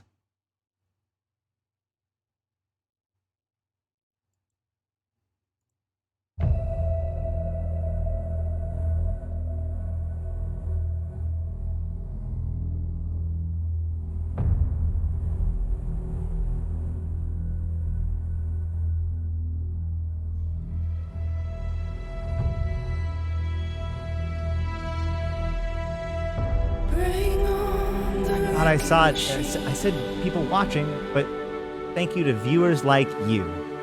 There you go, Recon.